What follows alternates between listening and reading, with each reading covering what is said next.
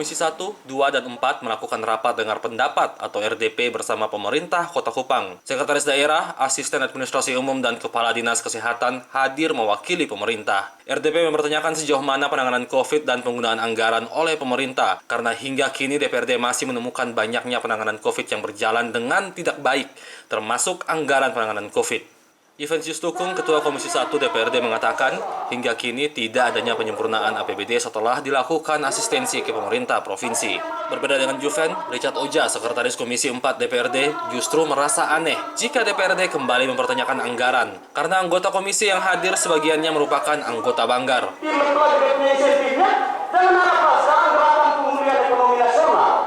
Yang dikencangkan itu kan jelas perintah surat menterinya. Dua perhatian serius sebenarnya APBD 2021, Pak. Yaitu satu kesehatan dan COVID, dua adalah pemulihan ekonomi nasional. Tapi kita semuanya dengan tahu dan sadar kita melanggar semuanya. Pangkas itu insentif dan yang ngotot, Pak. Saya ketua fraksi PDIP waktu saya baik Pak di Itali yang terhormat. Ngotot salah satunya begitu tidak boleh. Hasilnya Pak, kami turun ke lapangan, katanya tetap dipangkas.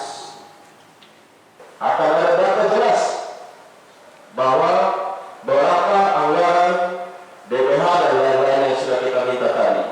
Kalau saya lihat dari beberapa teman-teman anggota DPR yang terhormat yang bicara, ini kebanyakan bandar semua. Ini celakanya di sini, Pak. Kenapa saya bilang celaka? Karena yang kita yang tahu semua orang bandar. Orang yang harus tahu tata letak anggaran di Kota Kupang. Lucu. Ini teman-teman yang bukan bangga sedang bertanya dan tertawa. Kalian di bangga kok tidak tahu. Kalian di bangga kok bertanya tentang anggaran. Aneh, Pak. Sangat-sangat aneh. Maka saya tegaskan, sebentar setelah skors pimpinan sidang sudah mengambil kebijakan, kita ambil itu dan data itu tersedia di meja kita. Refocusing atau apapun itu kita lakukan bersama.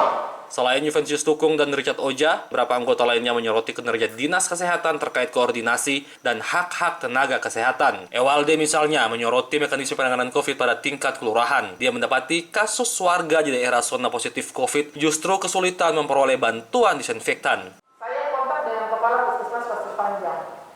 Ya 1-2 hari akan dilakukan tracing. Kemudian 3-4 hari kemudian saya WA lagi tidak dibalas sampai dengan 3 ini. Karena memang tidak dilakukan tracing. Saya disinfektan pun saya WA Ibu Kadis. Harus ada permohonan. Masyarakat sekarang diminta untuk melakukan permohonan disinfektan. Bagaimana bisa itu dokter? Jadi COVID semakin bertambah, tetapi proseduralnya makin kita tingkatkan, kita perumit. Ini tidak bisa akan. Masker, kami tidak tahu bagi di mana. Tapi secara jujur saya pernah dapat di lembaga ini yang menurut saya tidak jelas. Nah, jangan sampai terjadi demikian lagi. Saya berharap di revolusi anggaran tahun 2021 benar-benar mengena. Yang paling utama menurut saya adalah garda terdepan para dokter, para perawat, para bidan. Ini mereka harus tersentuh dahulu ini.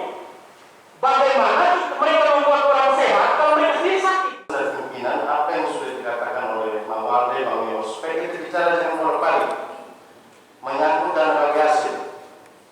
Berapa dana bagi hasil yang kita dapatkan dari provinsi dan sudah didistribusikan ke mana-mana saja. Sementara terkait peningkatan COVID yang terjadi di Kota Kupang, Retnawati, Kepala Dinas Kesehatan, mengatakan hal tersebut karena dinas rutin melakukan pemeriksaan sampel hingga 10.000 keping. Dinkes juga sudah melakukan terobosan seperti kerjasama dengan laboratorium di Surabaya. Beberapa kegiatan yang selama ini belum bisa terfasilitasi sebenarnya termasuk teman-teman yang memaparkan. Karena kita tidak pernah merencanakan kematian di atas 50. Target kemarin tahun 2020 kita merencanakan 50, 30 yang meninggal. Kita tidak memprediksi bahwa ternyata Januari 37 dalam 1 bulan. Sebelumnya pada anggaran murni 2021, DPRD dan Dinas Kesehatan telah menyetujui 1 miliar rupiah untuk penanganan COVID. Namun naiknya angka penularan COVID membuat dinas kekurangan anggaran sehingga akhirnya diusulkan untuk menggunakan anggaran tak terduga senilai 5,1 miliar rupiah. Sidang sempat diskors dan dilanjutkan kembali. RDP tidak menghasilkan jawaban akhir. RDP akan dilanjutkan kembali Selasa 9 Februari 2021. Kirim Dolf, FB TV melaporkan.